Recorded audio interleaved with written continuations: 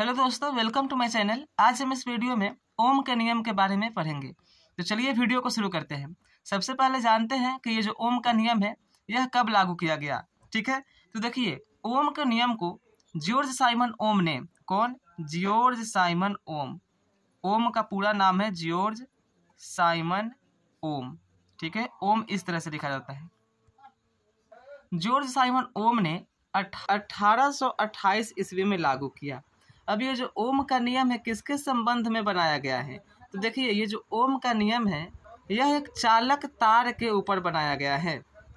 इस नियम को तार के संबंध में दिया गया है।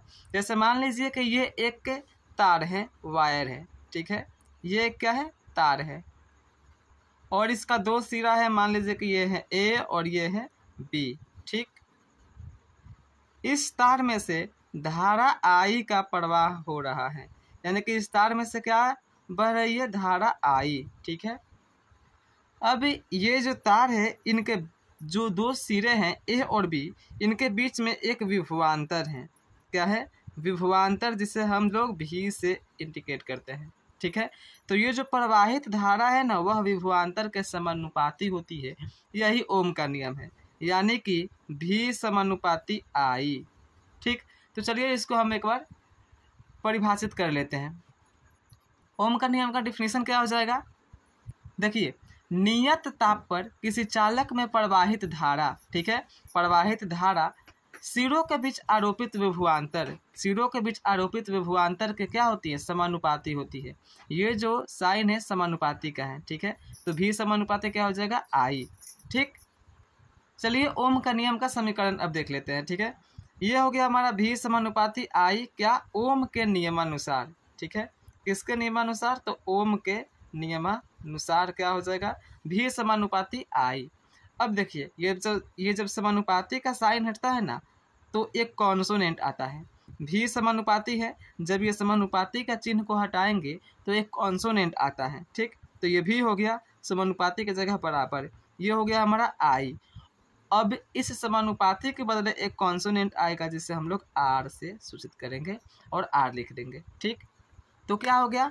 भी बराबर आई आर। ये हो गया ओम का नियम का समीकरण। ठीक है, अब इस समीकरण से तीन सूत्र निकलते हैं, तीन फॉर्मूला निकलेगा।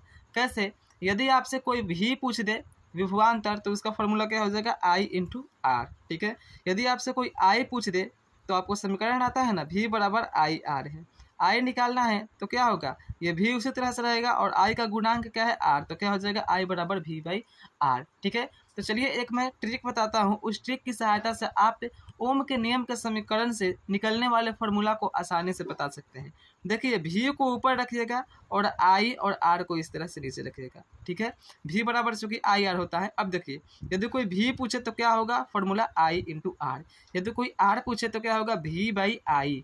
यदि कोई आई पूछे यानी विद्युत धारा तो क्या हो जाएगा? भी बाई आर। तो ये है हमारा ट्रिक। आप लोग इस ट्रिक की सहायता से इन तीनों फॉर्मूला को याद कर सकते हैं। ठीक है, अब ये जो आर है ना, भी बराबर आई आर, आर को कहते हैं प्रतिरोध, रेसिस्टेंस। ठीक है, क्या कहते हैं? प्रतिरोध कहते हैं। ठीक है, और प्रतिरोध का एसआई मात्रक क्या होता है? प्रतिरोध का एसआई यूनिट, एसआई यूनिट क्या होता है? ओम होता है। प्रतिरोध का एसआई मात्रक क्या होता है? ओम होता है। ठीक, तो इस वीडियो में बस इतना ही। इस ओम के नियम को याद कर लीजिएगा, कितना में लागू किया गया उसे याद कर लीजिएगा। ठीक है, और ओम के नियम के समीकरण से निकलने वाले फॉर्मूला को याद कर लीजिएगा। ठीक है, नेक्स्ट वीडियो में हम ओम के नियम को सत्यापन, यानी कि ओम के नियम को किस तरह से प्रूफ करना है उसे जानेंगे। ठीक है, तो मिलते हैं नेक्स्ट वीडियो में, तब तक के लिए bye. Thanks for watching this video, take care.